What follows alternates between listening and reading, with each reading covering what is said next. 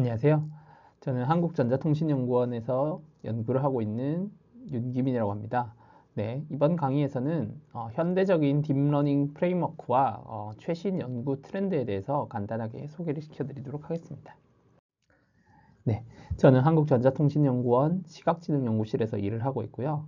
오늘 다룰 내용은 딥러닝 프레임워크의 소개와 활용, 그리고 최신 딥러닝 의 개발 트렌드 및 기술 트렌드에 대해서는 간략하게 소개를 시켜드리도록 하겠습니다. 딥러닝 프레임워크는 딥러닝에 필요한 연산들을 효율적으로 그리고 함수 형태로 지원하는 어떤 소프트웨어를 말하는데요. 대표적으로는 이제 파이토치나 텐서플로우가 있겠습니다. 이거는 이제 실제로 디텍트론2라고 불리는 다양한 디텍션 탐지 문제, 탐지라고 하면 이제 이미지 내에서 어떤 객체가 있는지 탐지하는 문제를 이제 지원하는 어떤 소프트웨어인데요. 이제 이런 거 보시면 다 설치 조건에 보통 리눅스, 맥OS, 보통 파이썬, 그리고 파이토치 등의 이제 버전이 나와 있습니다. 그래서 이제 텐서플로우나 파이토치와 같이 어떤 딥러닝 함수들이 이제 짜져 있는 것들을 미리 설치를 해 주셔야 되고요. 그래서 이런 식으로 토치 1.8, 1.9, 1.10 이런 식으로 이제 버전마다 좀 맞춰줘야 이제 실제 코드가 구동이 되게 됩니다. 그래서 딥러닝 프레임워크라고 하는 거는 이제 딥러닝 모델을 학습하거나 구축 이제 할 때 이제 소프트웨어 라이브러리로 이제 잘 짜여진 어떤 툴킷이라고 보시면 되고, 이제 주요 모델은 뭐 모델, 학습 알고리즘, 데이터 처리, 최적화, 배포 등의 다양한 함수들이 다 짜져 있습니다. 그래서 이제 저희가 실제로 딥러닝 수업을 듣다 보면 이제 컨볼루셔널 레이어는 이제 이런 식으로 뭐 3x3 컨볼루셔널 레이어가 있고, 이제 이미지가 있으면은 이 이미지에다가 컨볼루션을 곱해서 이 채널 수만큼의 이제 개수가 나와서 이제 이 값을 여기에 넣어준다라는 연산을 실제로는 취해야 되지만, 실제적으로는 코드에서는 그냥 conv2d라고 선언을 해놓고 forward라는 함수에서 얘를 불러서 통과시키면 이렇게 해결이 되게 되는 거죠. 그래서 워낙 개발이 빠르게 이루어지다 보니 이런 다양한 기능들이 이제 계속 업데이트가 되고 있는 것입니다. 네, 먼저 이제 딥러닝 프레임워크를 설명드리기 전에 이제 고전적인 컴퓨터 비전의 연구 개발에서는 이미지가 이제 2D의 어떤 향열 형태로 이제 정보가 들어오게 되면 이것들을 어떤 예를 들어서 저희가 이제 실제 픽셀 값에 접근을 해서 어떤 연산을 취한다라고 했을 때 포문을 이제 2번을 돌리는 거죠. 그래서 포문을 위스별로 한 번 돌리고 하이스로 한 번 돌리고, 그래서 포문을 돌면서 이 각각에 있는 모든 픽셀에서 접근을 하면서 어떤 처리를 수행을 하게 됩니다. 그래서 지금 보시는 영상은 이제 바이브라고 그 동영상에서 움직이지 않는 부분과 움직이는 부분을 이제 분리해서 만드는 알고리즘의 하나의 예시인데요. 이런 식으로 약간 카메라가 흔들릴 때 뭐 전체적으로 문제가 발생하지만 이렇게 작은 사람이 나타나게 되면 이제 움직이는 부분인지 아닌 부분인지를 이제 구별을 할 수 있는 방법입니다. 이걸 왜 소개시켜 드리냐면 이제 실제로 이 TIP 저널에 실린 이 실제 논문에서 이런 식으로 수도코드라고 하기에는 진짜 코드를 적어놨습니다. 그래서 실제로 보실 수 있다시피 x가 0부터 이 너비까지, y는 0부터 높이까지 이런 식으로 이미지를 이제 포문으로 이제 돌려가면서 어떤 연산을 수행하고 최종적으로 이제 이게 배경이다 아니면 움직이는 부분이다 이런 식으로 알려주게 됩니다. 그래서 고전적인 컴퓨터 비전은 이런 식으로 각각의 픽셀에 대해서 전부 포문을 돌려가면서 이제 연산을 하는 방법들을 많이 수행했었는데요. 이제 딥러닝 프레임워크로 오면서 딥러닝은 이제 이 이미지를 하나의 매트릭스 형태로 처리를 하게 됩니다. 그래서 실제로 저희가 뭐 CPU 레벨에서 코딩을 한다고 치면 이제 아까 보셨듯이 포문으로 이제 X부터 돌리고 포문으로 Y를 돌려서 이제 이중 포문으로 돌리게 되는데요. 근데 이제 저희가 사실 딥러닝의 발전이 딥러닝 뉴럴 네트워크도 있지만 이제 GPU의 발전이 있어서 GPU는 이 각각의 하는 연산들이 예를 들어서 이 픽셀에서 하는 연산, 이 픽셀에서 하는 연산이 전부 다 이제 독립적으로 구동이 된다면 얘를 한 번에 이제 병렬 처리를 할 수 있게 되는 거죠. 네, 그래서 이러한 병렬 처리를 하기 위해서 매트릭스 형태의 연산을 지원해 주는 게 대부분의 딥러닝 프레임워크고요.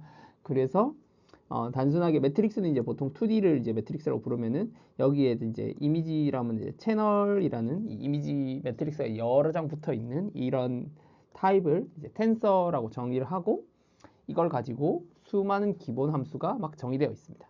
그래서 얘는 이제 파이토치의 어떤 예시, 코드 예시를 가지고 온 건데요. 그래서 실제로 변수를 뭐 토치.once5 그러니까 얘는 이니셜라이즈로 5차원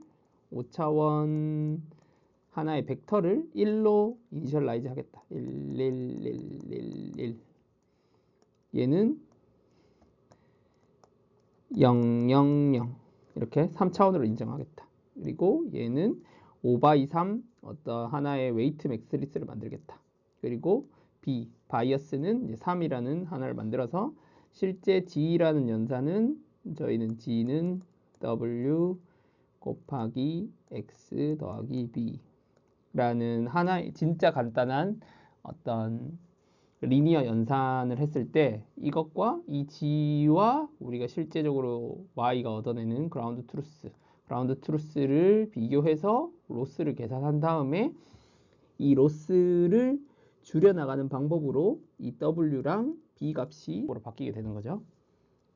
그래서 매우 간단하게 사실 이런 크로스 엔트로피도 이렇게 토치.ln. 펑셔널 점 바이너리 크로스 엔트로피 위드 로지 점 이렇게 적혀 있고 그리고 이 로스를 옵티마이즈 하기 위한 방법도 그레디언트를 0으로 만들고 로스 점 백워드라고 적어주면 알아서 이제 로스가 이 떨어지기 위한 그레디언트가 계산되고 옵티마이저 점 스텝을 한 스텝 옮기면 이 웨이트가 그 로스가 떨어지는 방향으로 업데이트가 한번 이루어지게 됩니다. 그래서 사실은 이제 수학적으로 이거를 다 하나씩 코드를 짜려면 이제 너무 코드가 길어지고 일종의 매우 사람들이 자주 사용하는 함수들이나 이런 기능들을 다 정의를 해서 이렇게 제공을 하고 있는 거죠.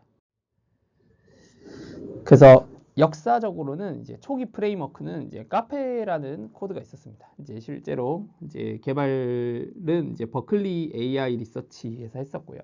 이제 이 당시가 이제 딥러닝의 이제 초창기이기 때문에 이제 이 당시는 이제 실제로 그 C 기반으로 C++ 기반으로 이제 처리가 되어 있었고 이제 이거를 병렬 처리로 구현을 하기 위해서 이제 GPU에서 실제로 뭐 CUDA라든지 CUDNN이라든지 이런 병렬 처리를 위한 라이브러리를 다 깔아야 되는데 다 깔고 이제 이거에 대한 그 연산들이 사실은 컨볼루션이라면 이제 CPU 연산도 구현이 딱 정의가 되어 있고 CUDA를 활용한 이제 병렬 처리 연산도 다 이렇게 구현이 되어 있는데 이제 카페 이 당시에는 이제 이것들을 사람들이 직접 엄청 많이 짠 거죠. 근데 이제 이 당시의 코드는 이제 저도 이제 카페를 거의 이제 초창기에 이제 옆에서 이제 활용하는 걸 보기만 했었는데 카페는 좀 코드가 좀 신기한 것은 이런 식으로 되어 있습니다. 그래서 모델을 정의를 할 때 코드 레벨로 예를 들어서 저희는 이제 파이썬 기반의 이제 코드 정의를 주로 활용을 하는데 그냥 이런 식으로 txt 파일 뭐 확장자는 프로토 txt이긴 한데 txt 파일에다가 이러한 네트워크 아키텍처를 쫙 정의를 해줍니다. 그래서 알렉스넥 같은 경우에는 이 네트워크 아키텍처를 이렇게 위에서 쌓는 거니까 conv 1이 뭐고 conv 2가 무엇이고 conv 3이 무엇이고 이런 식으로 다 이런 식으로 짜고 있으면 이제 이것들을 그 카페 코드에서 읽어가지고 파라미터화 해주는 거겠죠.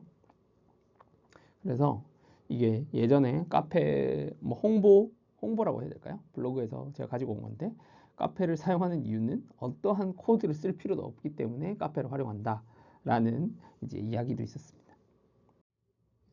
네, 카페는 이제 저는 이제 오픈포즈라는 알고리즘을 활용해서 이제 연계를 하는 프로젝트를 한번 수행을 했었는데, 이 당시에 내부를 좀 실제로는 뜯긴 어려운데, 그 C++ 이 카페 자체가 C++ 기반으로 동작하니까 C++ 기반의 알고리즘들, 그러니까 제가 이제 과거에 아까 폼은 2번 돌면서 보여드렸던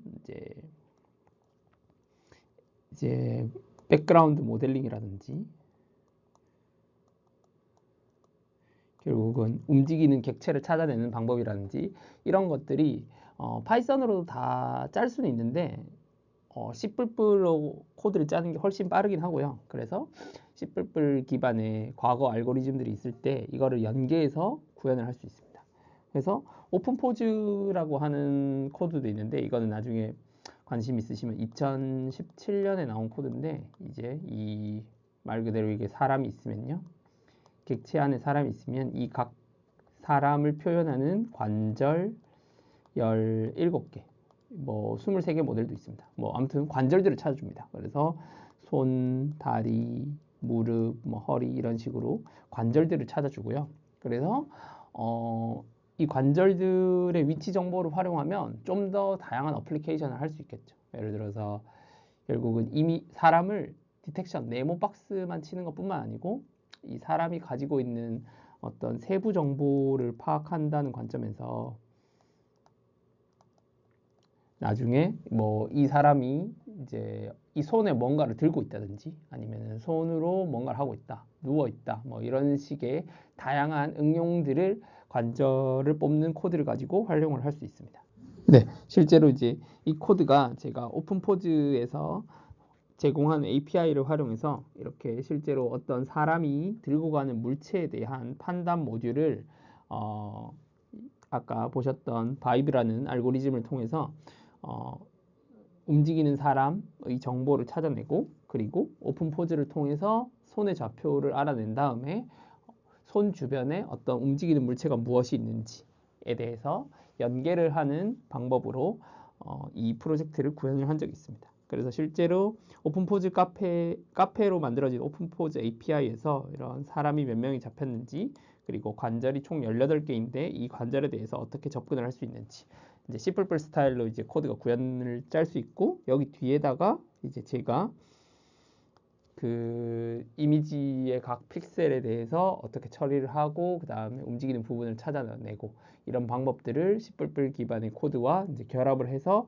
프로젝트를 만든 적이 있습니다. 그래서 이것도 마찬가지고요. 그래서 실제로 이걸 활용해서 이제 CCTV 영상에서 이제 쓰레기를 들고 가는 사람을 찾아내고 그 다음에 이 사람이 물건을 던지는지 던지지 않는지에 대해서 판단하는 모듈을 통해서 공공 분야 응용에 대해서 이제 연구를 한 적이 있고요. 그래서 이 들고 가는 사람이 이렇게 물체를 들고 있으면 이 오픈 포즈의 알고리즘과 그리고 아까 C++ 기반의 배경 모델링 방법을 통해서 이제 움직이는지 안 움직이는지 이걸 판단해서 처리를 할 수 있어요. 그리고 이제 초기 프레임워크로는 이제 카페 이외에 토치 그리고 시아노라는 코드가 있었는데요. 이제 뭐 이제 이름은 이제 눈치채셨겠지만 이 토치가 이제 추후에 이제 파이토치가 되는 거고요. 이제 초창기에는 이제 루아라는 언어로 되어 있어서 이 언어를 배워야 된다라는 좀 장벽이 좀 있었습니다. 그랬고 이제 시아노는 이제 몬트리올 대학이니까 이제 AI를 이제 적극적으로 연구하시는 캐나다 그룹에서 만든 연구인데 이 당시에는 이제 그레디언트를 이제 자유롭게 계산한다든지 수치 연산이 좋다든지 하는 게 있었는데 이쪽 분야 이것도 이제 크게 유지가 오래 가지는 못했고요. 그리고 이제 현대로 넘어와서는 이제 텐서플로우 코드가 이제 2015년에 나왔습니다. 텐서플로우는 다들 아시다시피 이제 구글에서 지원을 하고요. 그래서 다양한 플랫폼을 지원하고 분산 학습, 이제 풍부한 도구를 활용하는 장점이 있습니다. 그래서 저도 이제 초반에 이제 텐서플로우를 공부할 때 제일 어려웠던 거는 이제 과거 텐서플로우 이제 1.0 코드에서는 어떤 그래프라는 거를 정의를 해야 되고 이 그래프에 텐서플로우, 텐서 컨스턴스, 뭐 TF 컨스턴트, TF 이 변수들도 어떤 텐서플로우 그래프에 맞는 형태를 만들어 줘야 되고 그리고 그래프를 따로 실행을 시켜줘야 되는 그래서 그래프를 뭔가 만든 다음에 세션이라는 걸 활용해서 이 그래프만 구동시켜야 되는 그런 좀 어려움이 있었습니다. 그래서 이걸 하다 보면 이제 조금 어려웠던 점은 이제 내가 디버깅을 하고 싶은데 이제 여기에서 코드를 이제 뭔가 라인 바이 라인으로 실행시켜 가면서 고치고 싶은데 이 텐서플로우 구조에서는 그게 어려우니 이 그래프 내부에서 실제로 값이 어떻게 변하는지를 보는 뭔가를 짜서 넣어서 실행을 시켜야 되는 문제가 있었죠. 근데 이제 이러한 피드백들이 이제 있었는지 이제 텐서플로우 2.0으로 와서는 이제 아주 단순하게 그냥 파이썬 함수 하듯이 그냥 이렇게 정의를 하고 숫자를 1, 2, 3 넣고 그냥 프린트, 그냥 파이썬에서 프린트 함수 실행시키듯이 실행을 시키면 이제 그대로 구동되는 이제 이걸 실행이라고 하는데 이제 이런 기능이 제공돼서 이제 매우 쉬워졌습니다. 네, 텐서플로우에서의 장점은 이제 구글이라는 어떤 대기업이 가지고 있다 보니 다양한 플랫폼을 지원하고요. 이제 분산학습 그리고 이제 다양한 도구들이 있습니다. 그래서 이 아래 이제 실행되고 있는 동영상은 실제로 저희가 ICCV 2019년에 이제 개발한 이제 겐 기술을 이용해서 얼굴을 편집하는 기술인데요. 그래서 뭐 이런 식으로 얼굴 영역을 이제 지워라 라고 하면은 그럴듯한 얼굴 이미지를 만들어주고 이제 스케치 입력을 주면 이 스케치 가이드라인에 맞게 가장 유사한 사람의 얼굴을 이제 간을 기반으로 만들어주는 거고요. 이제 이것들이 다 실제로 구글이 이제 안드로이드 OS를 가지고 있다 보니 실제로 이 시연할 때 이게 삼성 갤럭시 태블릿인데 이제 저희가 만든 텐서플로우 기반의 코드를 이렇게 실제로 태블릿에 올려서 저희가 마우스 클릭으로 하던 이런 작업들을 실제로 태블릿에서 얼굴 편집을 가능할 수 있게 작업을 바로 해서 디플로이를 해볼 수 있었습니다. 그리고 이제 현대 프레임워크 중에 하나로는 이제 케라스가 있는데요. 예전에는 이제 케라스가 약간 따로 나와 있는 느낌이었는데 이제 과거에는 이제 이 케라스는 이 어떤 밑에 다른 프레임워크가 있으면은 이 위에서 쓸 수 있는 그래서 케라스라는 걸 쓰면 사실은 이 밑에 있는 프레임워크 자체 코드로 짜려면 엄청 길게 짜야 되는 거를 얘는 뭐 한두 줄로 짤 수 있다든지 약간 어떻게 보면은 더 고차원적인 API, 고수준 API라고 부르는데요. 장점은 코드를 엄청 간결하게 쓸 수 있다. 예를 들어서 뭐 학습해라라든지 변수 선언이라든지 이런 것들이 거의 엄청 간결하게 쓸 수는 있지만 실제로 코드나 개발 같은 할 때는 단점은 이걸 디버깅을 하거나 어떤 구조적으로 볼 때는 계속 타고 들어가야 되는 그런 단점이 있기 때문에 저는 이제 실제로 실행하거나 그런 거 관점에서는 괜찮은데 약간 실제로 개발하는 단계에서는 많이 활용은 하진 않았었습니다. 그래서 그 당시에 과거에는 케라스가 이런 다양한 백엔드를 다 지원해서 이제 이거용 케라스에서 이제 케라스가 좀 더 이제 케라스 관련 책들도 좀 있어서 매우 쉽게 딥러닝을 배우는 그런 태스크로 많이 했었고요. 이제 최근에는 텐서플로우 자체에 아예 이제 케라스가 통합이 되어 있어서 아까 말씀드렸지만 이제 1.0 시절에는 텐서플로우가 좀 활용을 하기가 좀 어려운 수준이었는데 2.0이 되면서 이제 아예 케라스의 API가 통합이 되었기 때문에 텐서플로우가 이제 더더욱 사용하기 편하게 되었습니다. 이게 이제 케라스 왼쪽이 이제 케라스로 짠 코드고 이제 오른쪽이 텐서플로우 1.0 시절의 코드인데요. 뭐 그냥 간단하게 보시면 데이터를 로드해 오고 그리고 모델을 시퀀셜로 이제 순서대로 한다는 거죠. 이제 플래트는 이제 피처 벡터화를 만들고 그 다음에 덴스는 아마 플리트 커넥티드 레이어 같고요. 이런 식으로 세 개 연결하고 모델.점 컴파일이라고 하면은 컴파일은 로스를 설정하고 옵티마이저를 설정하는 것 같고요. 핏이라고 하는 게 아마 트레인 같습니다. 왜냐하면 이 모델 파라미터를 이제 핏한다, 그러니까 피팅한다라는 뜻에서 이제 핏을 쓰는 것 같고, 그 다음에 이벨리에이트 이런 식으로 이제 구동을 하면 되는데 이제 과거 이제 텐서플로우 1.대 시절에는 보시면은 이제 코드부터 이제 쉽지가 않습니다.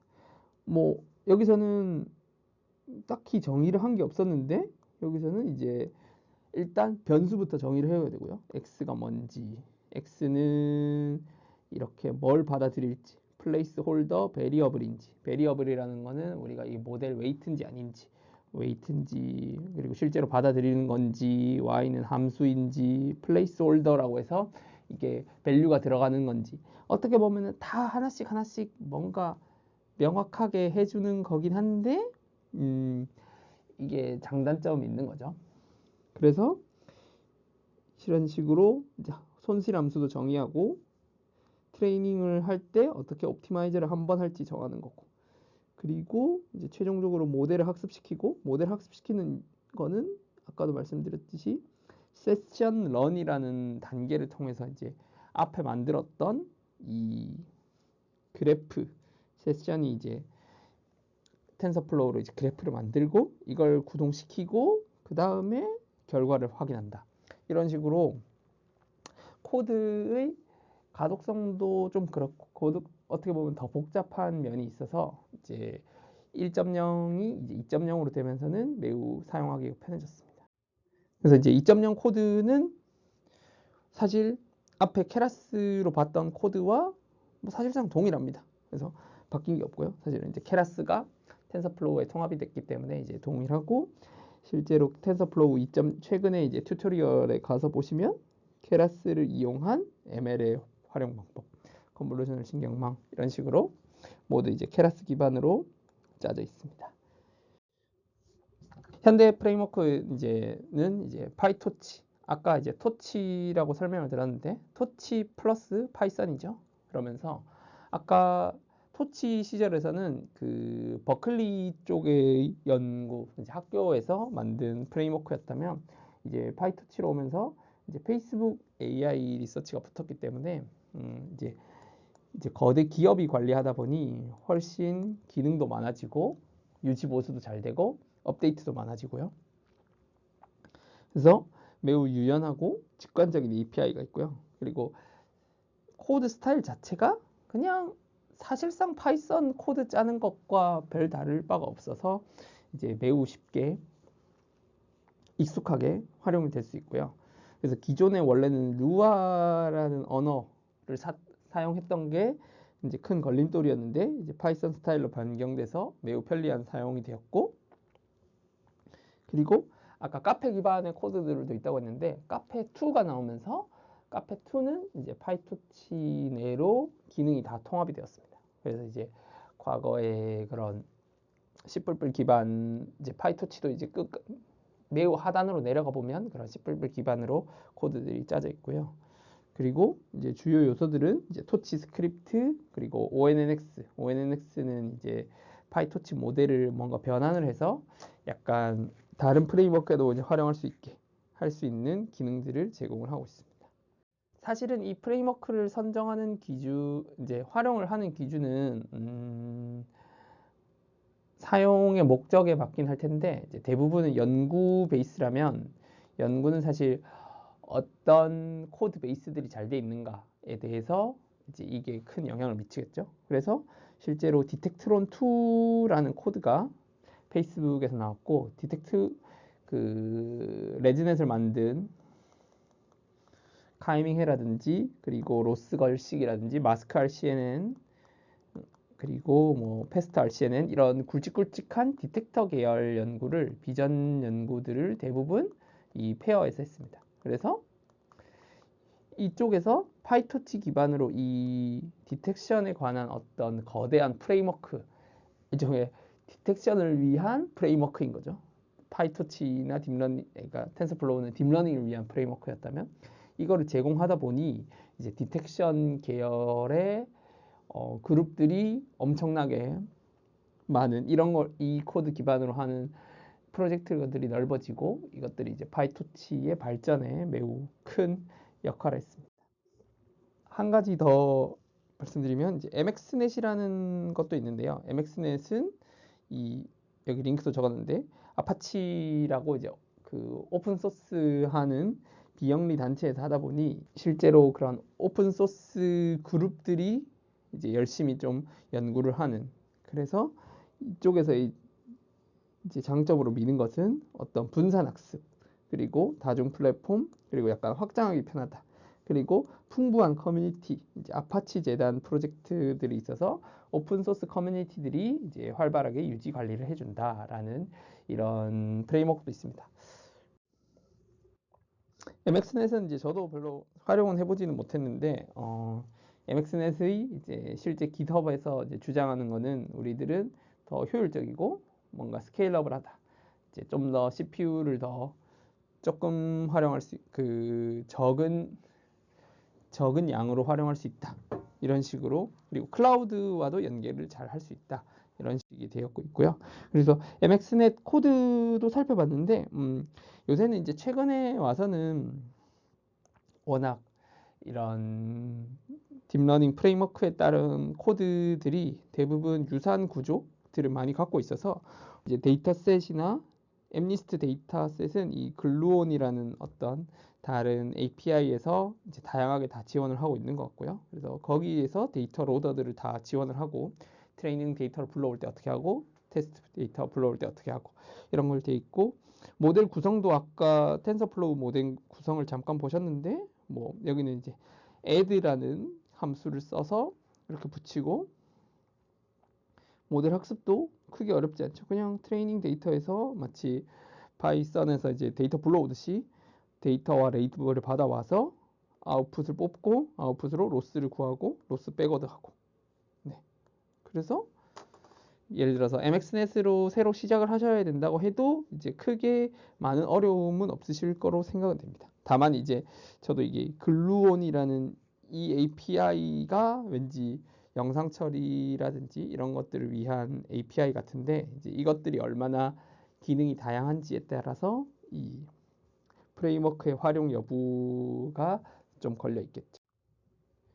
그래서 프레임워크를 이제 선택을 하실 때는 저희가 봤을 때는 연구 분야에서는 파이토치를 훨씬 많이 쓰고요. 실제로 논문으로 나오는 코드들은 파이토치 코드들이 많습니다. 그래서 실제로 프로토타입을 만들거나 뭔가 기능적으로 잘 동작하는지 그런 것들을 확인할 때는 파이토치를 많이 쓰는 것 같고요. 근데 이제 텐서플로우는 조금 더 배포라든지, 내가 실제로 이 모델을 만든 다음에 어디에 올린다든지, 아니면은 더 이상 뭐 학습은 안 해도 되고 이제 다양하게 활용을 할 수 있는 그런 데다가 배포라든지, 약간 조금 더 상업 쪽 어플리케이션은 여전히 이 텐서플로우를 좀 더 많이 쓰고 있는 것 같고요.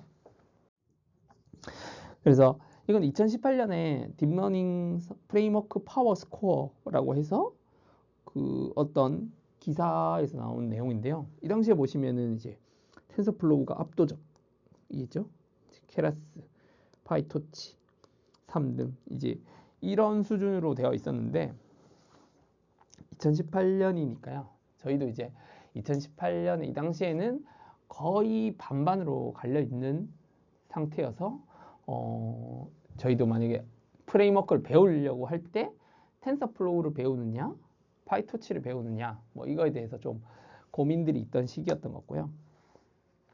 이 당시에 이제 이 기사에서 언급했던 거는 이 점수가 어떻게 나왔냐 하면은 이제 온라인에서 직업이 나와 있을 때 텐서플로우 한 사람 구합니다. 파이토치 한 사람 구합니다. 이런 리스트라든지 그리고 사용자 서베이라든지 그리고 사람들이 구글로 뭘 많이 검색하는지 그리고 기사 그리고 책들 텐서플로우 사용법 뭐 알기 뭐 이런 책들 많이 나왔었죠. 이런 거라든지 아카이브 그리고 이제 깃허브에서 프로젝트가 어떻게 활용되는지 이런 거에 따라서 스코어를 매겼었는데 이 당시에는 텐서플로우가 압도적으로 좋았습니다.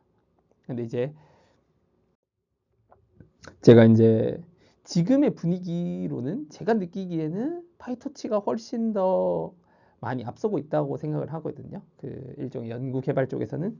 그래서 제가 이제 구글 서치 트렌드를 가지고 한번 검색을 해본 거고요. 이제 파란색이 파이토치, 빨간색이 텐서플로우인데 이제 이 2004년부터 활용을 했을 때 이제 텐서플로우가 점점 이제 언급이 나오다가 지금은 이제 파이토치가 더 갭을 벌리고 있죠.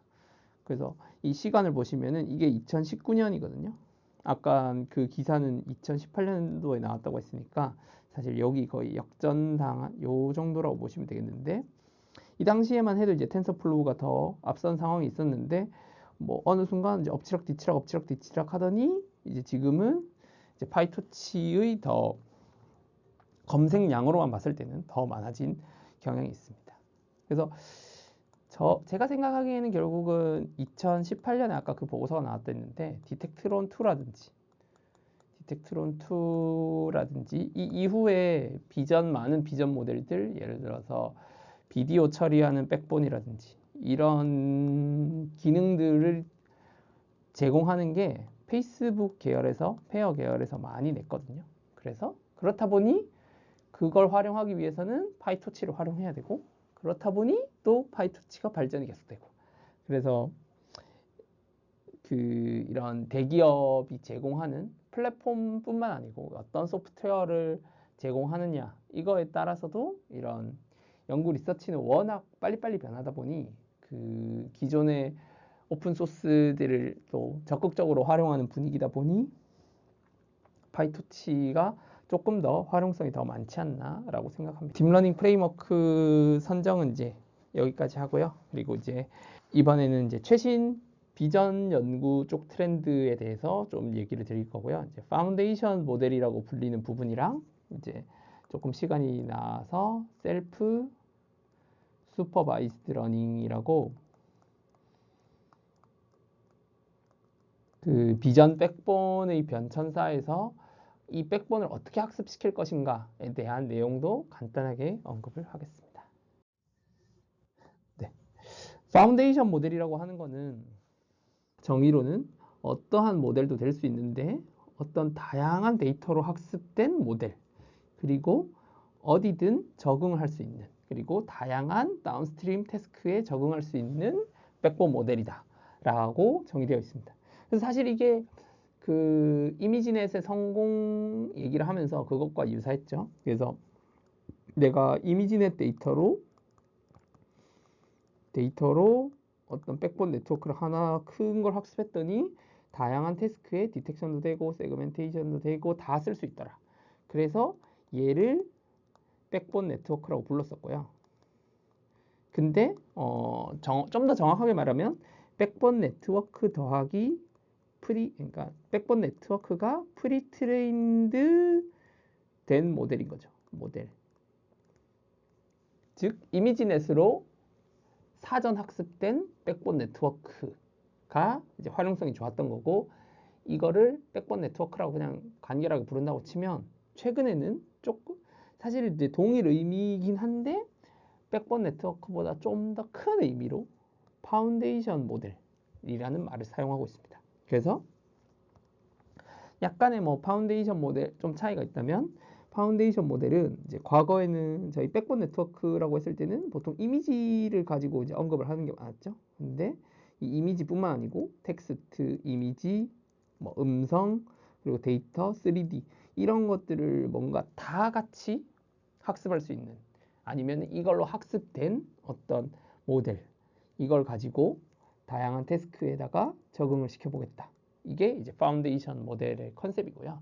최근에는 이런 파운데이션 모델이 큰 연구가 이루어지고 있습니다.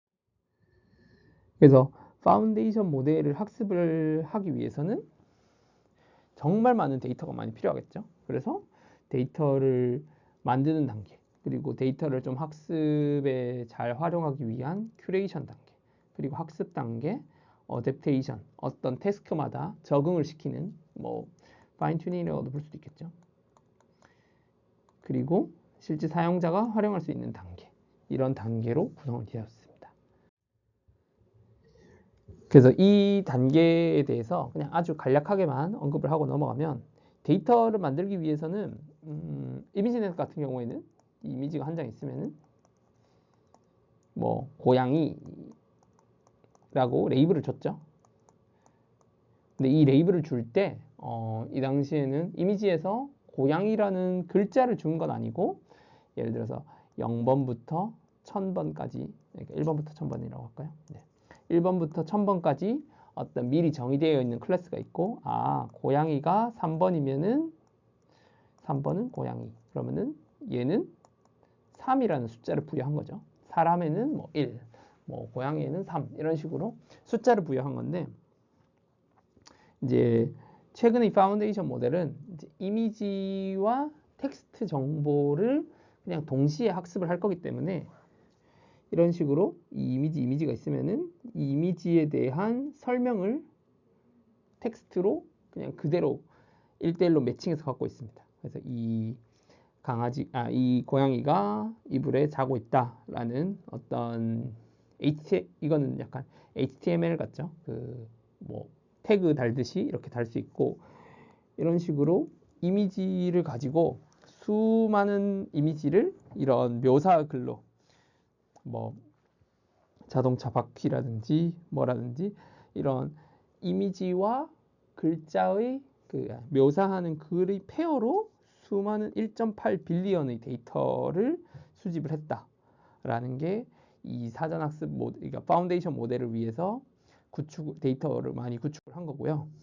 그래서 아까도 이제 이게 왜 페어가 있으면 좋은가라는 게, 이런 총 3가지 장점이 있는데요.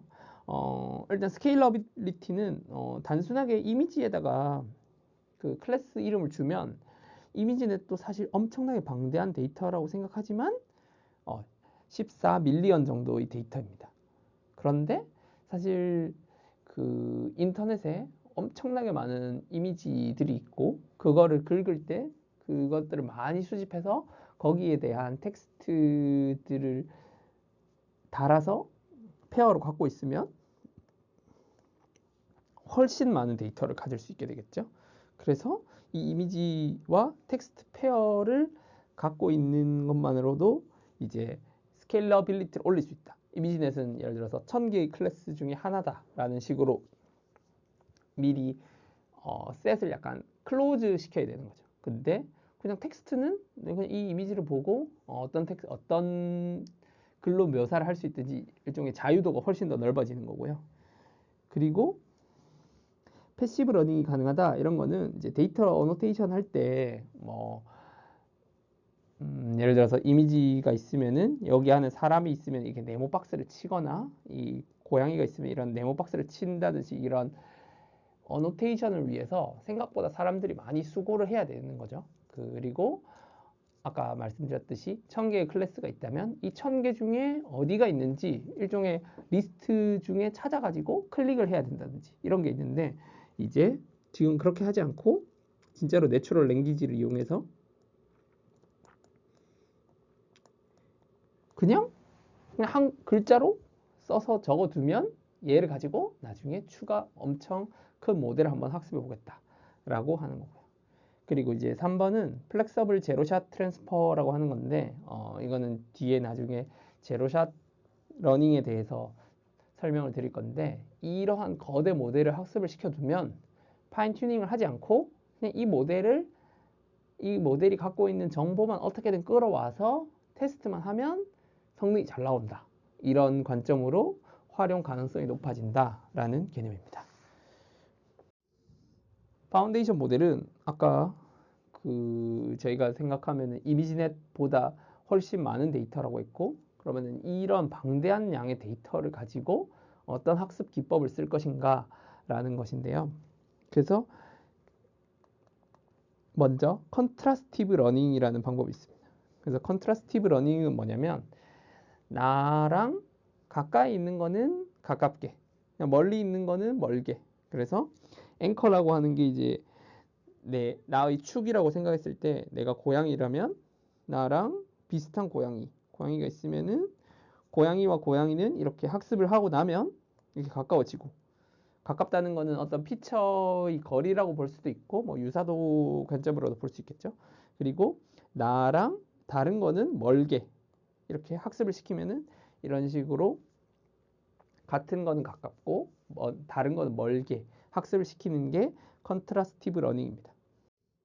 근데 이제 컨트라스티브 러닝을 할 때 일단은 정답을 알아야 이걸 할 수 있지 않겠냐라는 이슈가 발생하는데요. 예를 들어서 얘가 고양이라는 거를 알아야, 그리고 다른 건 데이터도 이게 고양이라는 걸 알면은 훨씬 더 쉬운 컨트라스티브 러닝이 되지만 워낙 데이터가 많기 때문에 어떻게 하냐면 이 이미지 데이터라면 이 이미지를 어그멘테이션을 해줍니다. 예를 들어서 색깔을 바꾼다든지 뭐 약간 회전을 시킨다든지 아니면 좌우로 반전을 시킨다든지, 그러면 결국은 자기 자신에서 변형을 시킨 거기 때문에 자기 자신은 고양이고 변형을 시켜도 고양이죠. 그래서 그 두 개는 가깝게 만들고, 그리고 나를 제외한 모든 거는 다 네거티브로 놓고 이걸 학습을 하게 됩니다. 그래서 뭐 실제로 이 네거티브에 이 내가 아닌 다른 고양이가 들어갈 수도 있겠죠. 고양이 이미지가 들어갈 수도 있지만 이 과정이 워낙 방대한 양의 데이터를 가지고 학습을 하다 보니 이런 컨트라스티브 러닝이 잘 구동을 한다라고 이제 보여주고 있는 거고, 텍스트 관점에서도 예를 들어서 비슷합니다. 그래서 뭐 내가 이 고양이가 있으면은 이 고양이에 원래 텍스트가 붙어 있겠죠? 그러면은 이제 이 스몰 캣이라고 붙어 있으면은 이것과 파지티브는 이제 가깝게 뭔가 바꿔줄 거고, 여기 캣이라는 원래 텍스트가 붙어 있을 테니 그러면은 이 텍스트도 약간 어그멘테이션을 하는 거죠. 그래서 스몰 이런 걸 붙여서 스몰 캣은 가까워지고, 뭐 슬리피 도그 약간 둘 다 틀린 말을 넣어서 그러니까 고양이와도 다른 말, 그리고 자는 것도 아닌 말, 이런 것들을 넣어서 네거티브가 되도록 이제 텍스트 입장에서도 컨트라스티브 러닝을 적용을 합니다. 제너레이션 베이스 방법은 이제 일반적으로 이제 오토인코더라는 구조를 활용하는데요. 이제 오토인코더는 이 이미지를 넣고 그냥 똑같은 이미지를 출력시키도록 네트워크를 학습시키는 겁니다. 그런데 이제 오토인코더니까 이제 보통은 이 이미지가 더 디멘전이 크고 어떤 작은 디멘전을 만들고요. 일종의 작은 피처를 만드는 거죠. 작은 피처를 만들어 놓고 이 피처만 가지고 디코더, 칠을 만들어 이 동일한 글자를 만들 수 있도록 학습을 시키다 보면 이 피처는 어떻게 보면은 이 글자가 갖고 있는 어떤 핵심적인 특성을 배울 수 있다라는 관점에서 이제 제너레이션 베이스 방법을 쓰는 거고, 그래서 아까도 이거의 장점은 아까 고양이 이미지가 있었으면은 여기 고양이 이미지를 그냥 그대로 똑같이 생성을 시킬 수 있겠죠. 어노테이션이 되어 있는 데이터가 필요 없다라는 게 이제 장점이고, 이런 텍스트 관점에서는 이런 식으로 마스크를 주고 맞추는 거를 하는 겁니다. 그래서 how I 하고 여기 글자에 뭐가 들어갈지 모르겠지만 입력을 주면 출력으로 이 글자가 나오도록 잘 학습을 하면 그걸 위해서 학습된 이 피처, 결국은 사실 대부분의 방법은 여기 인코더까지만 쓰는 겁니다. 여기 인코더까지만 쓰면 이 인코더가 아까 이제 파운데이션 모델로서 좋은 피처를 생산해낼 수 있는 네트워크를 만들 수 있다라고 활용하는 거죠.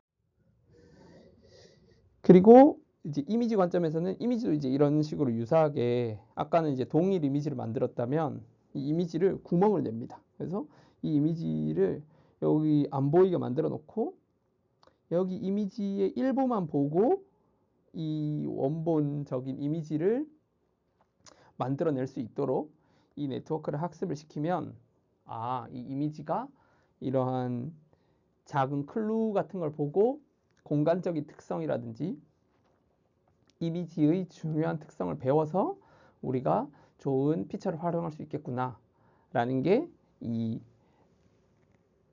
제너레이션 기반의 네트워크를 학습시키는 방법. 이미지를 이렇게 구멍 내서 학습시킨다는 이제 논문의 정확한 출처인데요. 2022년 CBPR에서 나온 논문이고, 이 카이밍의 이제 레즈넷의 저자가 또 만든 논문입니다. 그래서 진짜로 보이는 부분만 인코더로 놓고 디코더에서는 이 이미지를 맞추게 학습을 시키면 우리가 생각해 봤을 때 이 75%, 사람이 봤을 때도 이렇게 잘 보이지 않는 75%를 가리고 복원을 시켜도 이런 식으로 그럴듯한 버스의 형상처럼 이미지를 만들 수 있다는 거죠. 그래서 이런 것도 이미지를 85% 가렸을 때, 뭐 95% 가렸을 때 이런 약간 재미있는 실험 연구들을 많이 했었습니다. 그래서 이 마스크드 오토 인코더는 뭐 사실은 이 출력된 결과가 중요한 내용은 아니지만 이렇게 우리가 이 작은 정보를 가지고도 이미지를 추론할 수 있게 네트워크를 배울 수 있다라는 이 방법으로 그래서 대형 네트워크를 이제 학습을 시킬 수 있게 되는 거고요.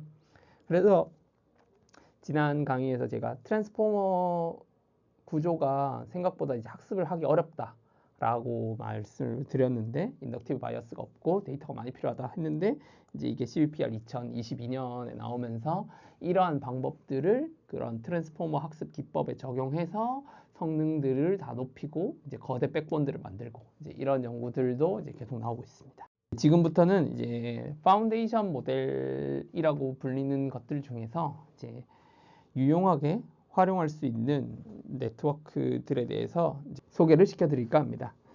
네, 먼저 클립이라는 논문인데요. 클립은 이제 이미지와 텍스트를 페어로 배운 모델이고요. 그래서 아까 컨트라스티브 러닝, 그래서 자기 자신과는 가까워지고 자기 자신이 아닌 거랑은 멀어지게 하는 그런 사전 학습 기법을 활용을 했습니다. 그래서 어떤 식으로 학습을 했냐면요. 이 이미지와 이 텍스트는 이제 1대1로 페어가 되어 있습니다. 그래서 1번 이미지에는 1번 텍스트가 적혀 있고요.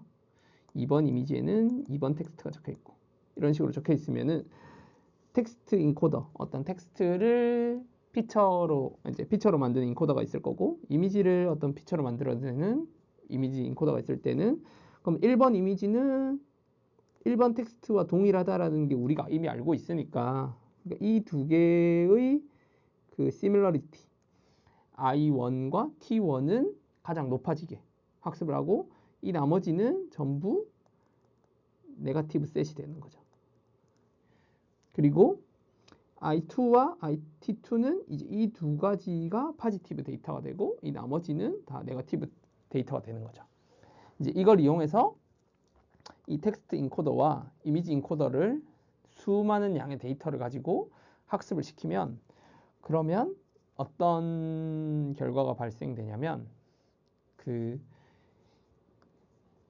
원래는 보통은 이제 텍스트랑 이미지랑 약간 독립적인 공간에서 배워져 왔던 거죠. 텍스트는 텍스트끼리, 이미지는 이미지끼리 이렇게 따로따로 배워져 있었는데 이 학습 기법을 통하면은 이 텍스트 인코더와 이미지 인코더를 통화시키면 텍스트에서 예를 들어서 사과라고 적혀 있는 것과 진짜 사과 애플 이미지가 인코더를 통과해서 피처 스페이스에 도착하면 이 두 개가 가까운 거죠.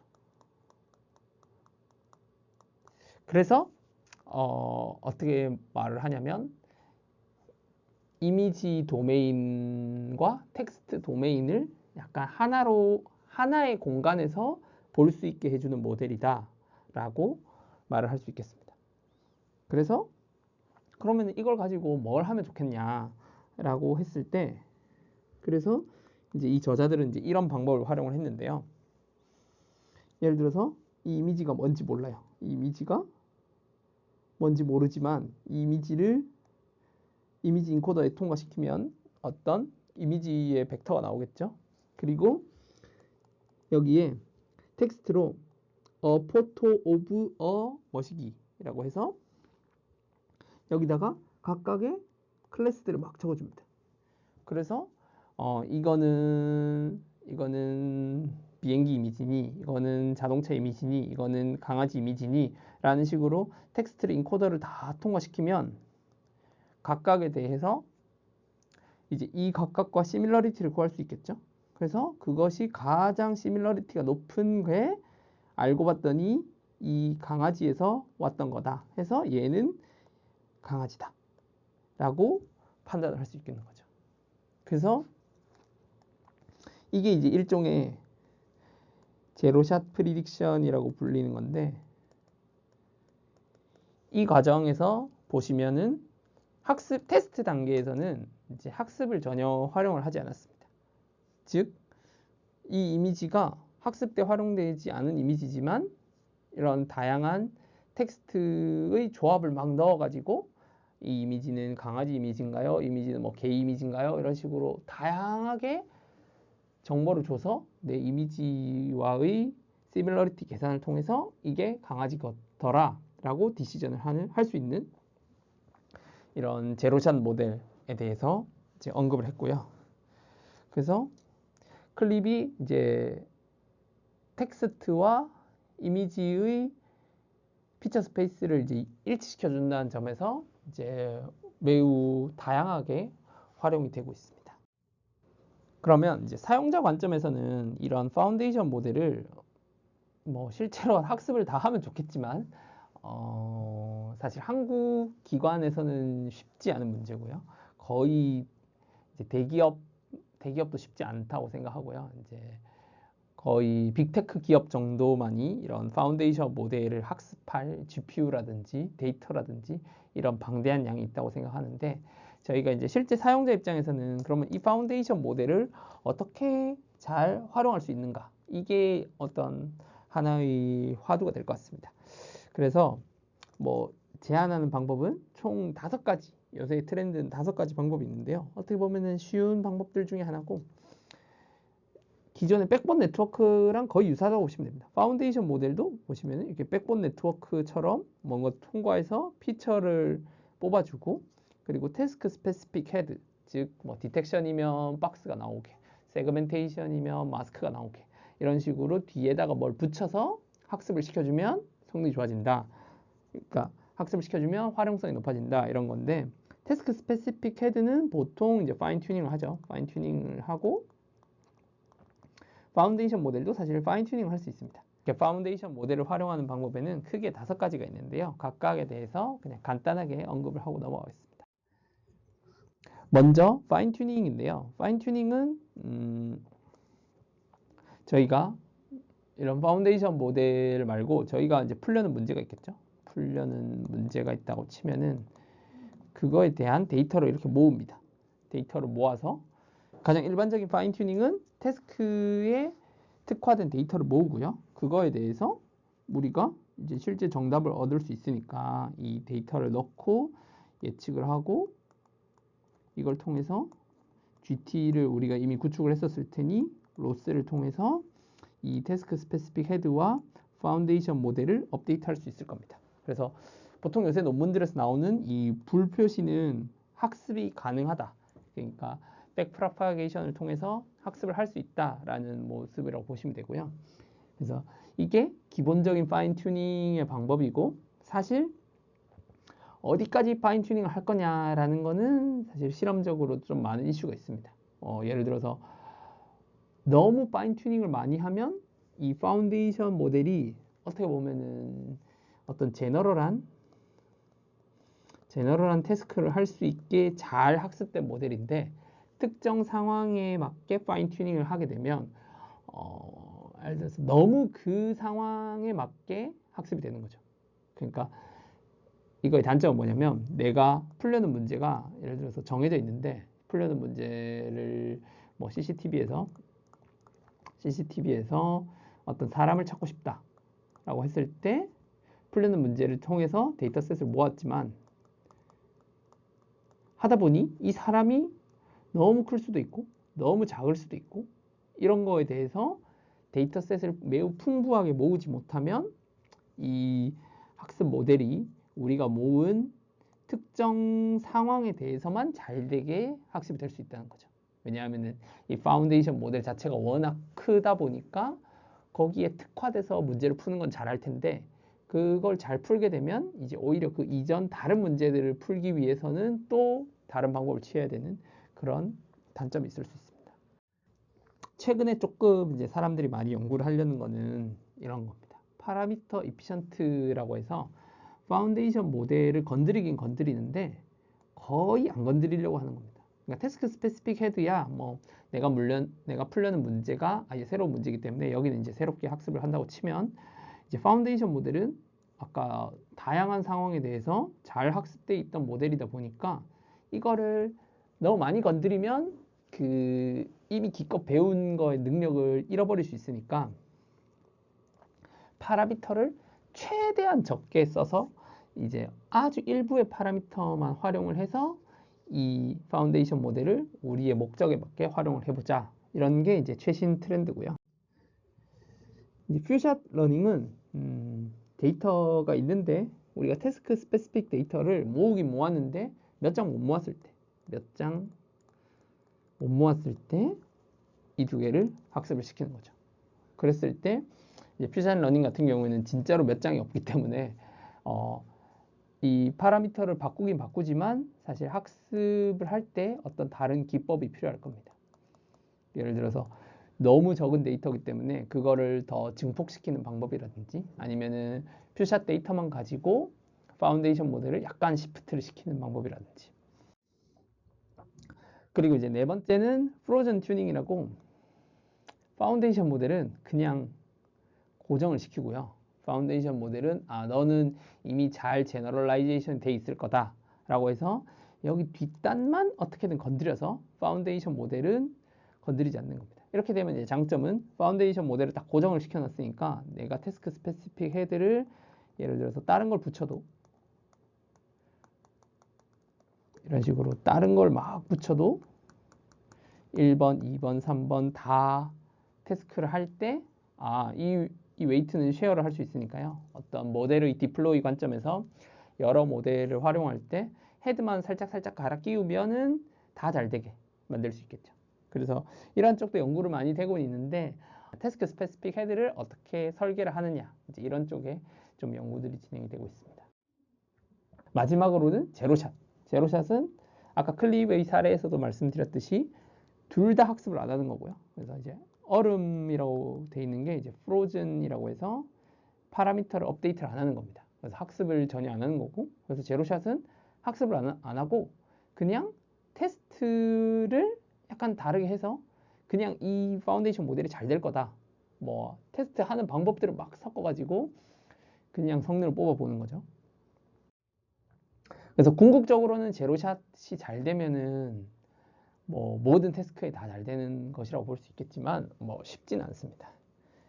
그리고 이제 파운데이션 모델에서 이제 디텍션 쪽에서 이 파운데이션 모델을 하나 소개시켜 드리면 재미있는 연구 중에 하나인데요. 그라운딩 다이노라고 하는 연구가 있습니다. 그래서 기존에는 우리가 디텍션을 돌리면 디텍션을 한다고 치면 이미지에서 디텍터를 돌리고는 코코라고 치면 이제 80개의 객체가 나오겠죠. 그 80개의 객체를 그냥 디스플레이에 띄웁니다. 이렇게 해서 사람, 뭐 동물, 뭐 1번 클래스들이 여러 개 있겠죠. 사람, 개, 고양이 이렇게 해서 띄우고 컨피던스별로 띄울지 말지를 결정을 하는 건데요. 근데 사실 생각해 보면 우리는 어떤 태스크라는 게 목적이 있을 거지 않습니까? 그래서 내가 사람을 찾고 싶다라는 거를 텍스트 입력으로 주면 좋겠다는 거죠. 그래서 미리 정해진 80개의 클래스 말고 예를 들어서 나는 야외에 있는 현수막을 찾고 싶어.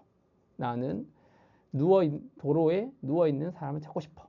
라는 거를 입력으로 주면 그 입력을 이제 프롬프트라고 하는데요. 그걸 주면 그거에 해당하는 객체를 찾아주는 모델입니다. 그래서 텍스트와도 연계가 되어 있고요. 그래서 여기 보시면은 제일 왼쪽은 코코 프리디파인드 카테고리라고 해서 코코에서 정의한 80개의 카테고리에 대해서 이제 탐지 결과를 보여주는 거고요. 벤치를 이렇게 잡았고 사람을 넣으면 이렇게 잡고. 근데 우리가 텍스트로 이제 귀, 라이언, 벤치라고 주면은 귀도 찾고 라이언도 찾고 벤치도 찾고. 이 콤마는 이제 OR 개념으로 입력을 주는 거고. 예를 들어서 이런 식으로도 할 수 있습니다. 월드컵이라고 하면은 실제로 월드컵 이런 걸 찾아주고요. 그리고 이런 수식어를 붙여주면 the left lion이라고 하면은 진짜 왼쪽에 있는 사자만 찾아주는 거죠. 그래서 이게 이 텍스트 자체가 텍스트 인코더를 통과해서 텍스트 피처가 되는 거고, 이 피처가 그 디텍션에서 얻어지는 박스 피처랑 결합돼서 이 출력을 내주는 알고리즘입니다. 그래서 사용자 입장에서는 진짜로 이게 제로샷 기능이 되기 때문에 제로샷으로 내가 찾고 싶은 아까 누워있는 사람, 이 모델을 가지고 그냥 누워있는 사람이라고 입력을 하면 누워있는 사람에 대해서 태스크를 찾아주고요. 학부 연구생 분들도 아니면 다양한 대학원생 분들도 이제 다양하게 활용을 해보고 계시는데요. 이제 그거에 대해서 사례들이 몇 개 소개되어 있어서 한번 가져와 봤습니다. 그래서 도로 포트홀 탐지를 하고 싶은데 그럼 포트홀 일반적으로는 포트홀 탐지를 하려면 포트홀 이미지를 모아야겠죠. 그리고 포트홀 이미지를 모으고 포트홀 이미지의 바운딩 박스를 치고 그 다음에 디텍터를 학습시키고 이런 것들에 대해서 수행을 해야 되는데 아까 이 그라운딩 다이노는 얘도 파운데이션 모델로서 수많은 텍스트와 이미지 페어가 학습이 되어 있는 거죠. 그래서 수많은 이미지와 학습 데이터 중에 포트홀이라는 이 텍스트와 연관되어 있는 디텍터 박스를 그냥 찾을 수가 있습니다. 그래서 포트홀을 여기도 찾고 여기도 찾고 여기도 찾고 여기도 찾고 여기도 찾고 물론 이게 제가 뭐 정확한 포트홀은 아닐 수도 있고 매널 뚜껑일 수도 있고요. 그래서 여기는 뭐 비가 고여 있는 부분일 수도 있고 정확하진 않지만 생각보다 포트홀이랑 이런 제로샷 말 그대로 학습이 없이 제로샷으로 이런 객체를 잘 탐지할 수 있다라는 게 이제 큰 장점이고요. 그리고 이거는 또 다른 분께서 한번 테스트를 해보신 건데 저희가 흉기 든 사람을 한번 찾고 싶다. 그럴 때 뭐 이거는 사실 코코 디텍터라든지 이런 걸로도 할 수 있지만 예를 들어서 사람, 나이프라는 프롬프트를 주고 이제 이 코드를 탐지기를 돌려보았더니 진짜로 사람과 나이프를 들고 가는 사람이 잘 탐지가 되더라. 그래서 이제 이분께서는 이걸 가지고 이제 프로젝트로서 흉기 든 사람을 찾아가지고 범죄 탐지에 연결을 시킬 수 있다라고 해서 이제 한번 활용을 해보신 건데요. 그래서 코드상으로는 relevant label이라고 해서 이제 흉기에 대한 각종 프롬프트 이렇게 띄어쓰기를 해서 주면은 이 각각에 대해서 탐지를 할 수 있습니다. 그리고 fallen person이라고 누워 있는 사람에 대해서도 탐지를 해주면 이 네트워크가 그런 속성을 가진 것들을 사람들을 찾거나 그런 물체들을 찾아서 표시를 해줄 수 있는 거죠. 그래서 일단 제로샷의 기능이 되는 거고요. 그래서 생각보다 이것의 장점은 이제 코코 같은 경우에는 이제 80개의 좀 한정되어 있는 데이터셋이다 보니까 조금 저희가 마주하는 태스크가 완전히 달라지거나 그럴 때 조금 어려움이 있는데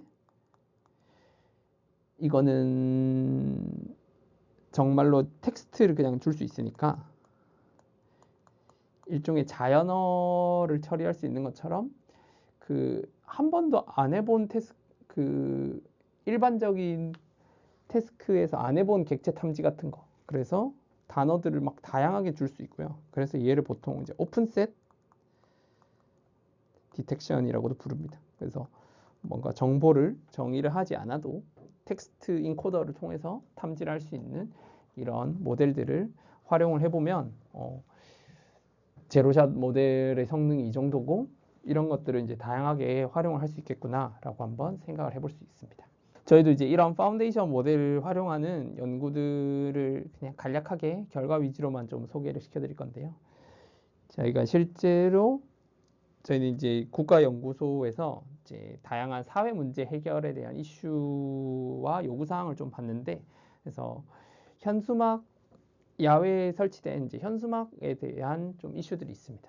그래서 불법적으로 설치되어 있는 현수막들이 많이 있고, 그리고 이 현수막이 실제로 신고가 잘 되었어도 이제 수거 날짜가 지났는데 실제로 수거를 해가지 않거나 이런 경우들이 있기 때문에 저희가 이제 비전 기술을 이용해서 현수막을 먼저 찾아내고 현수막 영역에 있는 글자들을 다 추출을 하고 인식해서 데이터베이스화하면 나중에 정보를 검색한다든지 아니면 현수막의 설치 위치를 판단한다든지 등의 기술로 활용을 할 수 있습니다. 그래서 이거는 이제 저희가 행정안전부와 함께 연구를 하고 있는 프로젝트고요.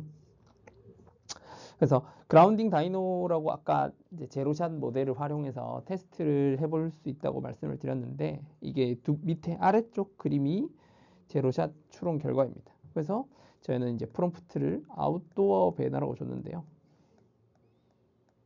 네네. 그리고 여기서 중요한 점은 이 프롬프트를 어떻게 주느냐도 좀 성능에 영향을 미칩니다. 그래서 배너라고 주면 배너를 어느 정도 잡긴 하지만 배너보다는 저희가 하려는 게 이제 야외에 설치되어 있는 현수막이다 보니 이제 아웃도어 배너라고 프롬프트를 주는 게 더 좋은 성능을 보였고요.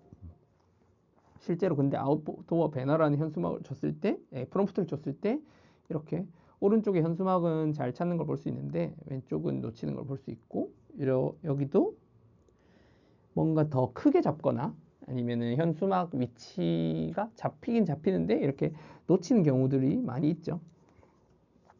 그렇지만 이제 이 그림 1번이 어떤 결과냐면 그림 1번은 저희는 아니고 AI 허브라는 데이터셋이 많이 국가적으로 이제 구축되어 있는 사이트에서 실제로 현수막에 대한 데이터가 있어서 이걸 가지고 이제 욜로 모델을 누군가가 이제 학습을 했는데요. 이제 그걸 활용해서 왼쪽 결과처럼 현수막이 탐지되는 결과를 보여줬는데 실제로 저희가 테스트하려는 현수막을 넣으면 이런 식의 결과가 나옵니다. 그래서 위에는 정확하게는 현수막은 아니고 이제 간판이고 이렇게 큰 현수막에 대해서는 제대로 못 잡는 걸 볼 수 있죠. 그래서 사실 이걸 뜯어보면 이 왼쪽 결과가 구축되어 있는 데이터셋인데 대부분 원거리고요. 원거리가 좀 많고 광각이 많아서 결국은 이 태스크를 설정할 때 이러한 가까이 있는 현수막을 찾을 거다라는 태스크를 생각하지 않고 데이터셋을 모으고 하면 이렇게 특정 상황에만 잘 되는 모델이 생길 수밖에 없는 거죠. 이거는 일반적인 디텍션 문제도 모두 똑같은 거고요.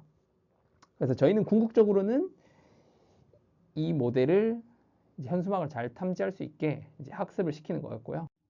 그래서 저희는 이제 파인 튜닝을 했는데 이제 파라미터를 텍스트 인코더 쪽은 건드리지 않고 그 비전 인코더 쪽을 학습을 시켜서 학습을 했었습니다. 그래서 이게 제로샷 결과고요. 제로샷은 보시면 하나, 둘, 셋 이렇게 약간 그라운딩 다이노에서의 현수막은 조금 큰 현수막을 좀 잡는 경향이 있고요. 이건 뭐 어차피 경향성이고 그래서 저희가 파인 튜닝을 거쳤더니 이렇게 각각에 대해서 모두 현수막을 찾아내는 결과를 확인했습니다. 그래서 이거에 대해서는 조금 더 연구적으로 좀 정리를 해서 이제 논문화를 할 생각이고요. 그리고 이제 또 다른 트렌드는 인 컨텍스트 러닝이라고 해서 저희가 챗GPT 같은 걸 활용하다 보면 챗GPT에서 이거 너는 지금부터 무슨 역할을 해줘 아니면은 너는 이런 걸 해줘 라고 하면은 사실 파인 튜닝을 더 하지 않지만 그 명령을 받아들여서 자기의 롤을 바꿔서 이제 수행을 하는 그런 것들이 있는데요. 이제 그런 것을 이제 인 컨텍스트 러닝이라고 보시면 되고 그래서 비전 태스크에서도 약간 그런 것들을 시도하는 것들이 있었습니다. 그래서 왼쪽에 이렇게 보시면은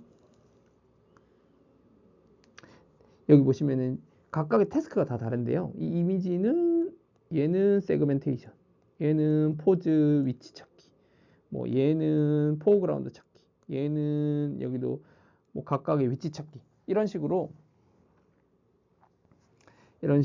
태스크 프롬프트라고 해서 내가 수행하고 싶은 태스크 정보를 프롬프트로 주면 이 페인터라고 하는 네트워크가 결국은 이 태스크 프롬프트를 보고 너가 준 이 태스크 프롬프트를 보니 이거를 엣지 찾는 거구나 아니면은 마스크를 뜯는 거구나 해서 이 입력에 대해서는 세그멘테이션 주고 이 입력에 대해서는 포즈를 주고 이런 식으로 어떤 네트워크 하나가 다양한 기능을 할 수 있게 하는 그런 알고리즘들을 만들었었고요. 이거를 학습하기 위해서 뭐 저희가 아까 이미지 마스크를 씌워가지고 비전 트랜스포머 가지고 학습하는 이런 구조들을 활용을 했었습니다. 이건 이제 정말 최신 연구고요.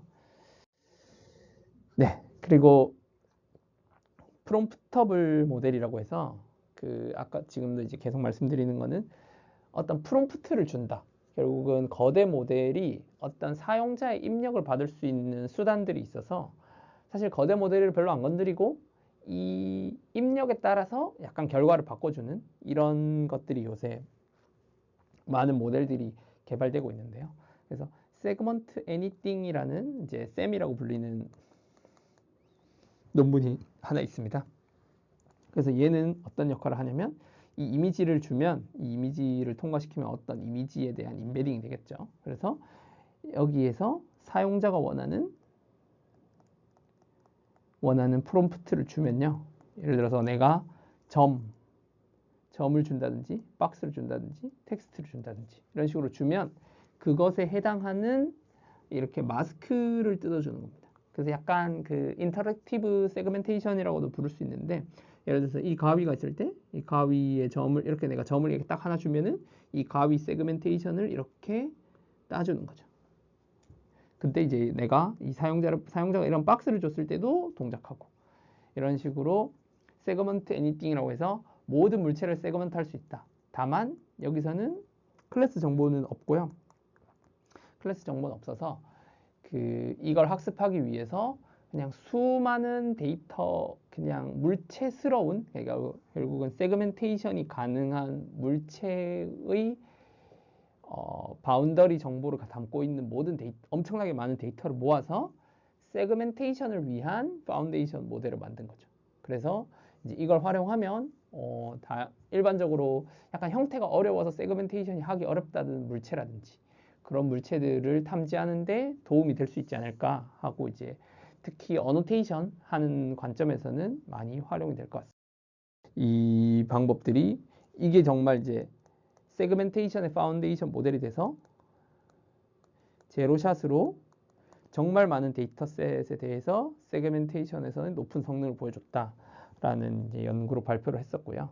네, 이것도 이제 페이스북에서 파이토치 기반으로 이제 공개를 했었고, 그래서 여전히 파이토치가 또 활용성이 높게 되겠죠.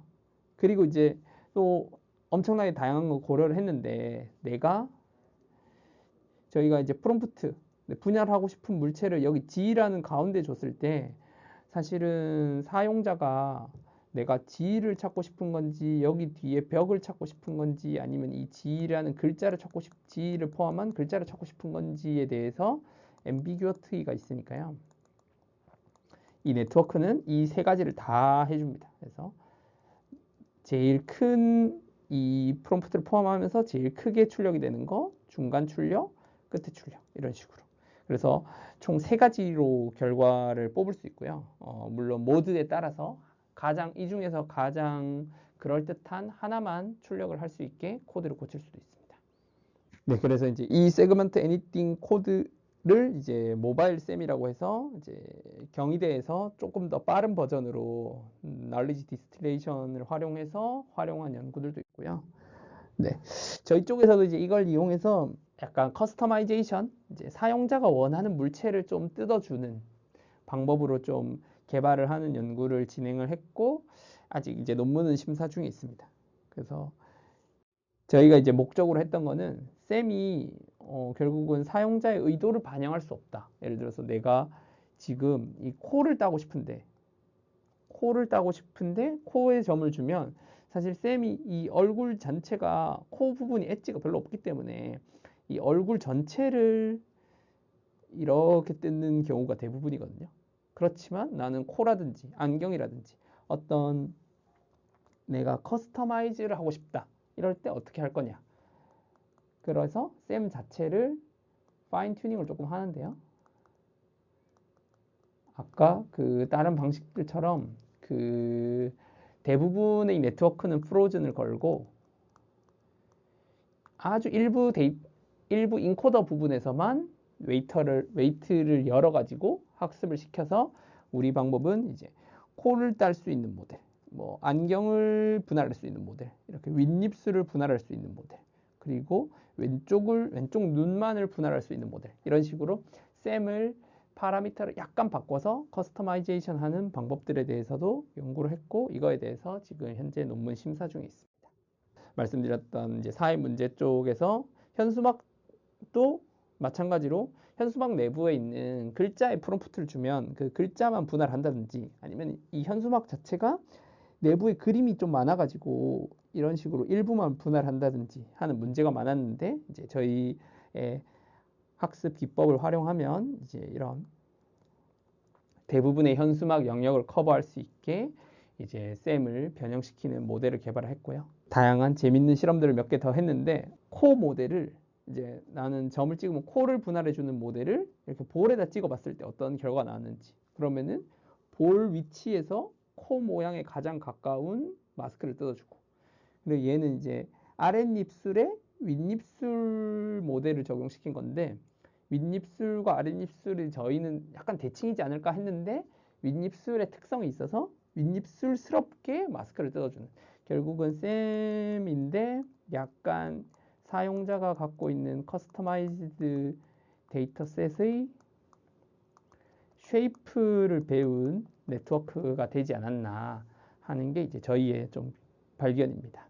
그래서 이제 최종적으로 결론은 이제 딥러닝 프레임워크에 대해서는 간략하게 설명을 드렸는데, 사용 목적과 기능에 따라서 활용을 하시면 좋고, 사실 점차 서로의 기능 장점들을 흡수해서 발전을 하고 있고, 특히나 뭐 파이토치나 텐서플로우는 둘 다 대기업, 빅테크 기업들이 관리하다 보니 사후 관리도 좋고 점점 개선되는 기능들이 많아서 점차 발전을 할 것 같고요.